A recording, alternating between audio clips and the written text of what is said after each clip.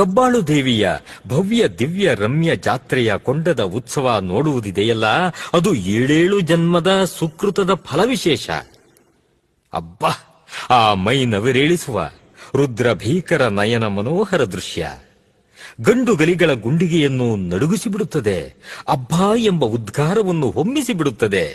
ಮೈಯನ್ನು ಒಂದು ಕ್ಷಣ ಅಲುಗಾಡಿಸಿಬಿಡುತ್ತದೆ. ಇಡೀ ರಾತ್ರಿ ಬಂಡಿಗಳಲ್ಲಿ ಬಂದ ಸೌದೆ ನಿಗಿ ನಿಗಿ ನಿಗಿಯಾಗಿ ಉರಿದು ತನ್ನ ಕೆನ್ನಾಲಿಗೆಯನ್ನು ನಭದೆತ್ತರಕ್ಕೆ ಚಾಚುವುದನ್ನು ನೋಡಲು 2 ಕಣ್ಣೂ ಸಾಲದು. ಒಂದು ಗುಂಡಿಗೆ ಒಂದು ಜನ್ಮ ಸಾಕೆ.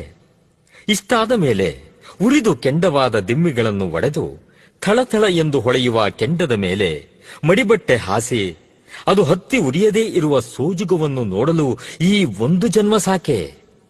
ಅದರ ಮೇಲೆ ಪೂಜಾರಪ್ಪ ದೇವಿಯನ್ನು ಮೈದುಂಬಿಸಿಕೊಂಡು ಹೂವಿನ ಮೇಲೆ ನಡೆದು ಬರುವಂತೆ ಕೊಂಡ ಹಾಯುವಾಗ ಭಕ್ತರ ಕೇಕೆ, ಜಯಕಾರ, ಉದ್ವೇಗ, ಭಕ್ತಿಯ ಪರವಶತೆ ನೋಡಲು ಈ 1 ಅಲ್ಪ ಜನ್ಮ ಸಾಕೆ.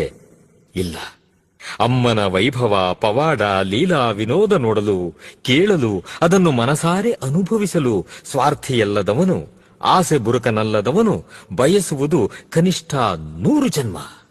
ನೋಡಿ ನೋಡಿ ನೋಡಿ ದೇವಿಯನ್ನು.